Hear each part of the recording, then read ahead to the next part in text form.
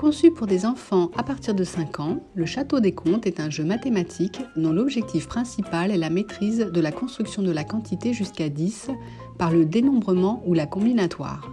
Prévu pour 6 joueurs, il est composé de 6 livrets proposant 10 niveaux progressifs de consignes ainsi que de 6 plateaux et de 6 lots de 18 pièces. Quelle que soit leur taille et leur forme, chaque couleur de pièce représente le même nombre de pierres. Une seule pour les vertes, 2 pour les jaunes, 3 pour les oranges, 4 pour les bleus et 5 pour les roses.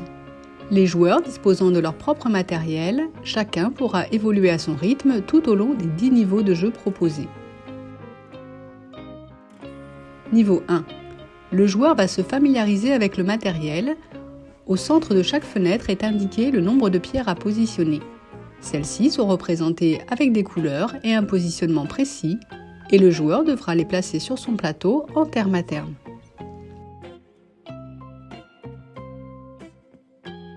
Niveau 2. Cette fois, les couleurs des pierres n'apparaissent plus, ce qui oblige le joueur à compter les pierres pour compléter son plateau.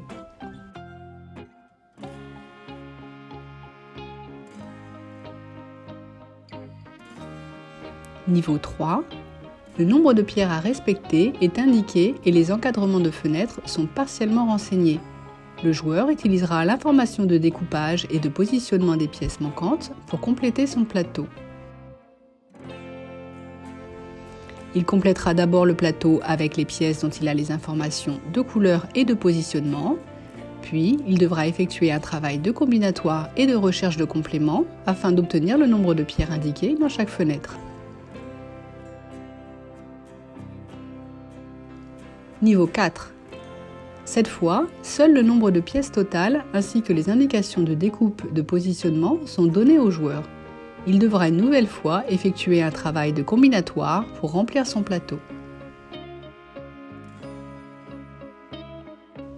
Niveau 5. Les pastilles indiquent le nombre de pièces à placer ainsi que leur couleur. Ici, il faudra utiliser une pièce rose, une bleue et une verte.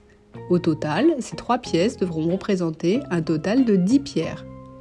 Plusieurs agencements différents sont possibles puisque pour chaque fenêtre, des pièces identiques pourront être positionnées différemment.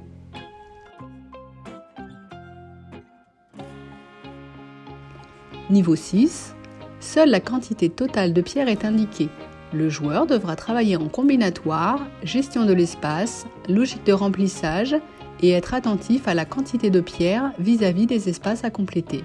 Cette fois encore, plusieurs agencements sont possibles. À partir du niveau 7, le recto des pièces va être utilisé. Quelle que soit la forme de la pièce ou le nombre de pierres qu'elle comporte au recto, son verso est toujours gris et ne compte que pour une unité.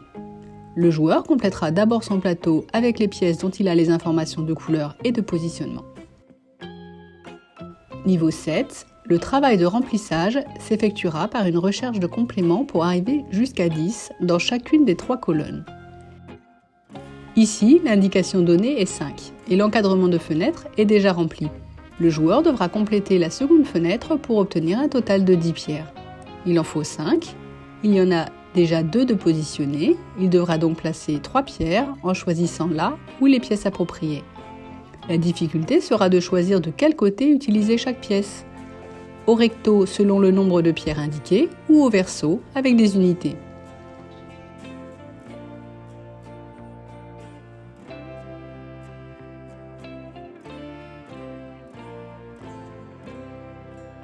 Niveau 8. Cette fois, la construction du 10 se fera avec 3 sous-quantités à l'horizontale. Cela impliquera d'utiliser de petites quantités.